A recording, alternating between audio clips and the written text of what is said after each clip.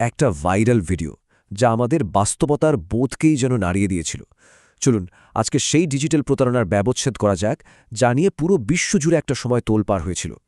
ভাবুন তো একবার, টানা ৭২ ঘণ্টা ধরে সোশ্যাল মিডিয়া জুড়ে শুধু একটাই প্রশ্ন ঘুরপাক খাচ্ছিল, একটা দেশের প্রধানমন্ত্রী কি আদৌ বেঁচে আছেন নাকি মারা গেছেন?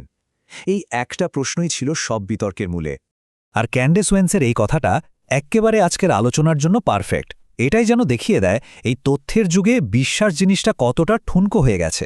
সত্যি কোনটা আর মিথ্যে কোনটা, তার মধ্যে পার্থক্য করা যে কতটা কঠিন, সেটাই যেন মূল কথা।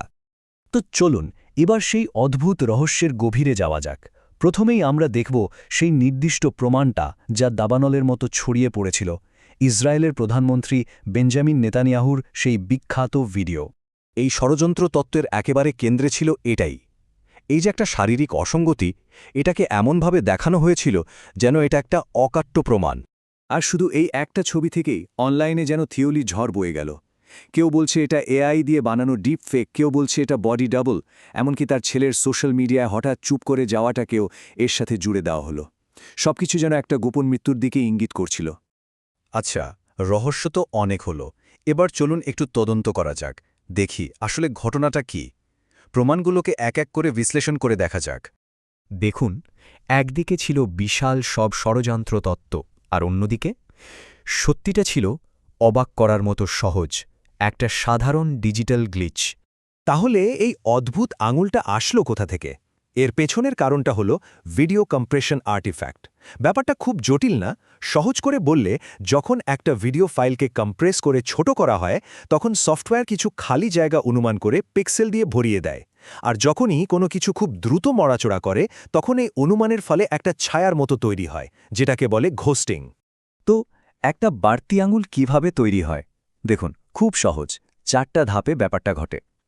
প্রথমে কেউ খুব দ্রুত হাত নাড়ালো, এরপর সেই লো কোয়ালিটির ভিডিওটা কম্প্রেস করা হলো। সফটওয়্যার তখন খালি পিক্সেলগুলো অনুমান করে ভরাট করল, আর সবশেষে একটা ভুতুরে ছবি মূল ছবির পেছনে থেকে গেল। ব্যাস, তৈরি হয়ে গেল ষষ্ঠ আঙুলের বিভ্রম। আর এই পুরো ভুয়া খবরটা ভেঙে পড়তে খুব বেশি সময় লাগেনি। কেন? কারণ প্রথমত কোনো বড় নিউজ এজেন্সি বা গোয়েন্দা সংস্থা কেউই এই খবরটা সাপোর্ট করেনি। দ্বিতীয়ত, তিনি তো সবার সামনেই ছিলেন, বিভিন্ন মিটিং করছিলেন। আর সবচেয়ে বড় প্রমাণ ছিল অর্থনৈতিক বাজার। ইসরায়েলের প্রধানমন্ত্রীর যদি সত্যি কিছু হতো, তাহলে তেল আর প্রতিরক্ষা বাজারে তার একটা বিশাল প্রভাব পড়ত। কিন্তু বাজার ছিল একদম শান্ত। তো আমরা তো বুঝলাম যে খবরটা ভুয়া ছিল, কিন্তু সবচেয়ে বড় প্রশ্নটা হলো কেন? কেন ঠিক এই সময়ে এই ধরনের একটা গুজব ছড়ানো হলো? এটা কিন্তু কোনো সাধারণ মিম ছিল না, এর পেছনে একটা উদ্দেশ্য ছিল।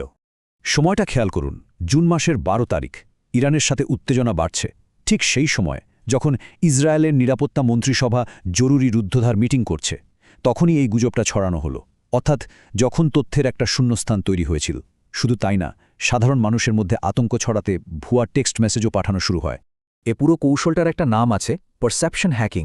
এর লক্ষ্য কিন্তু একটা নির্দিষ্ট মিথ্যা বিশ্বাস করানো নয়, না, এর আসল উদ্দেশ্য হল মনের সত্যটা নিয়ে একটা সন্দেহ ঢুকিয়ে দেওয়া, যার ফলে বিশৃঙ্খলা আর অনিশ্চয়তা তৈরি হয়।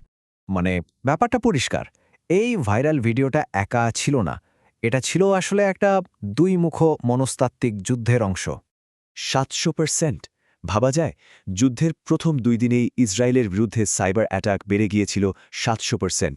এখান থেকেই বোঝা যায় এই ক্যাম্পেইনটা কতটা বড় আর পরিকল্পিত ছিল।